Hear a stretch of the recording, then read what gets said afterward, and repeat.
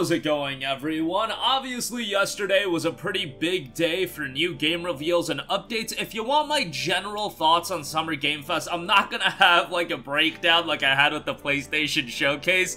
The rage isn't really there. Like, I thought it was a fine, serviceable show. There are a few things that I thought were a little wacky, like Jeff Keighley hyping up a big game at the end of the show that was gonna be their grand finale, and it was just a trailer for a big upcoming game, don't get me wrong, but I thought it was gonna be a new reveal. I saw some crazy speculation on social media when Jeff Keighley noted that they had a, major grand finale, and Final Fantasy VII Rebirth looks fantastic, and we'll talk about that in a little bit, but I just didn't think that was at the scale of what people were expecting, given that it was a gameplay trailer of a game we already knew about, had gotten gameplay for in the past, and we still don't have a release date for said game, but we do know that game is going to be coming out here in the relative near future. Early 2024 I don't think is that far away when you consider game development these days. 7 to 9 months away, probably 7 months if the rumors are to be believed of that January release window. We'll see how that comes to fruition, but I thought it was a fine show.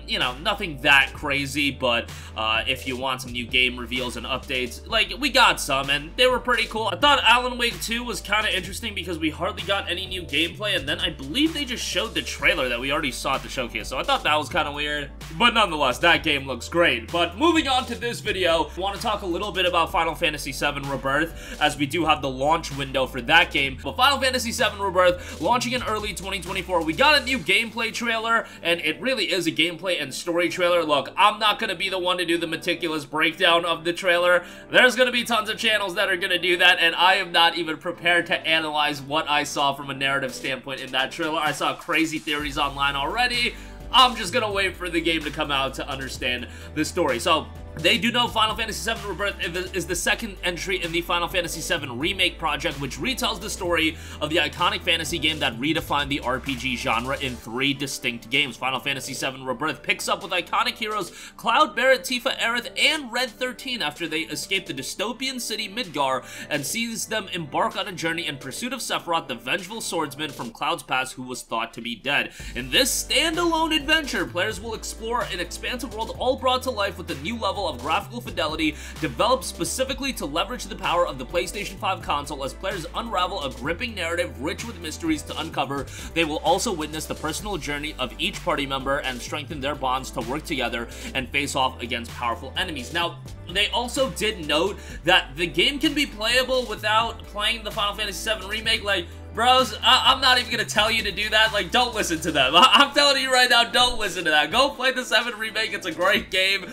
and do not be jumping into Rebirth blind. I don't care what they do unless they include the entirety of the game within Rebirth. No, go play Remake, and then you can play Rebirth. They're gonna say that, but I just can't in good conscience think that that would make any sense for you to jump right into Rebirth. Maybe I'll be proven wrong.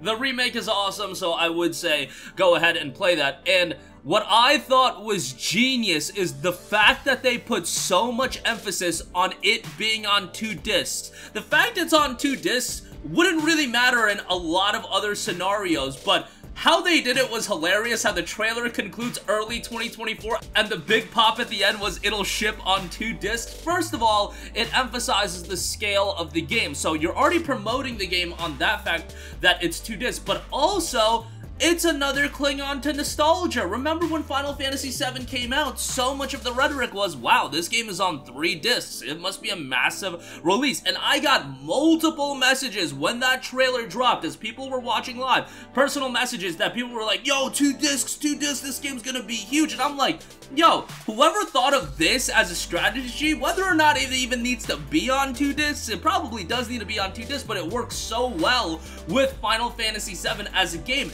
It works from the standpoint of, to the newcomers and the new audience, it is promoting the scale of the game, and also to fans of the original Final Fantasy VII, it's harkening back to the idea of, the games on multiple discs. I thought this was really well done. Like, no other game, or most other games, wouldn't get away with using this as a promotional vehicle. Like, Red Dead Redemption 2 was on 2 discs. Does anybody care about that fact? Nobody really cares about Red Dead Redemption 2 being on 2 discs. But with Final Fantasy VII Rebirth, it being on 2 discs was actually a major talking point, and using it as a part of the promotional vehicle I just think is genius, and whoever thought of that at Square Enix, pat yourself on the back, because I wouldn't have come up with, you know, using that element as a part of the promotion, but it just makes all the sense in the world, and it was super, super clever, so credit to them. I am curious on Part 3, if they are going to do it on 3 discs. I think that would be really cool.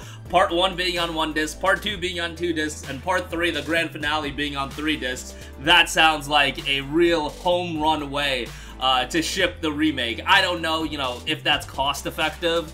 Shipping a game on 3 discs doesn't sound ideal, but also by the time Part 3 comes out, you can say it's shipping on 3 discs, but a lot of people are just buying the digital version anyway, so however they want to handle that, they can handle it, but I thought that was a really cool element that they used for the promotional aspect of the game. Of course, they did also unveil Ever Crisis. I don't really care about that, but Rebirth is dropping in early 2024, which that's around when I expected. I know we had heard winter 23, but, you know, winter does bleed into early 24 as well. So early 24, perfectly fine by me. Hey, the fact that we're getting the Part 2 of the Final Fantasy VII Remake 2 years after the release of Part 1, and also bear in mind that the world went to hell, that is pretty impressive. Like, I was not expecting that. I thought this was gonna be like a 2-decade process of getting this trilogy done, but hey, we're doing it pretty well. I am curious to see where it goes from a narrative standpoint. That is incredibly exciting to me, and I thought FF7 Remake, talked a lot about it, but I was so happy that we are seeing story alterations because we already have the original Final Fantasy VII.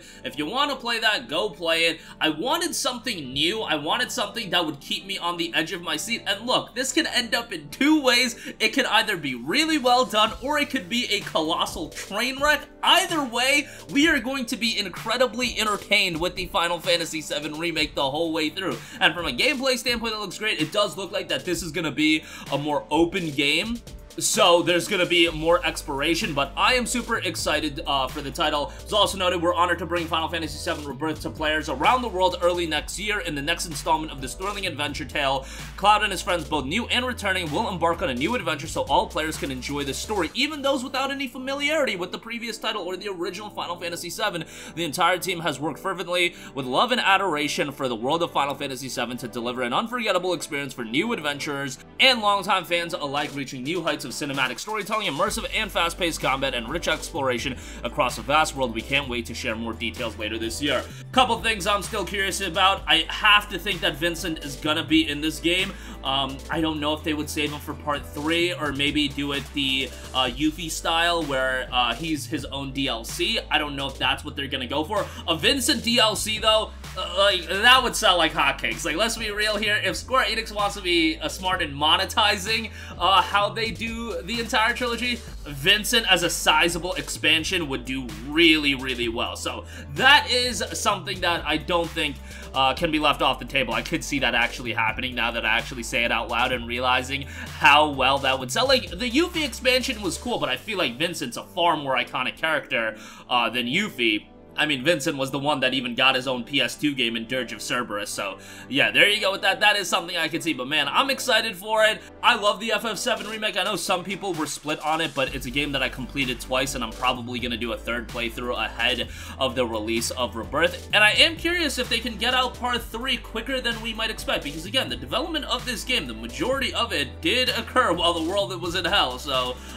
yeah, we'll see how that turns out, but even if it's another 4 years, that's like a pretty respectable window of getting games out, especially, you know, there's games that are taking, you know, 6-7 years to come out with follow-up titles, so there you go with that. Super excited for FF7 Rebirth. PlayStation 5 launch exclusive. Would have to imagine that it's gonna come to PC as well. Doubtful of an Xbox release happening, given that Final Fantasy VII Remake has yet to come to Xbox, but we'll see how that turns out. That'll do it for me. Let me know all your thoughts in the comments section down below. Sound off there. Thank you for watching, and goodbye. Hey guys, we hope you enjoyed the video, and if you did, make sure to hit the subscribe button, and if you're already subscribed, do us a favor and hit the bell icon. This way you'll be notified whenever we post a new video. That's the best way to keep up with all of our uploads, and we usually try to upload 2 videos a day. And with the bell icon hit, you'll be notified whenever we do upload a video. As always, thanks for watching.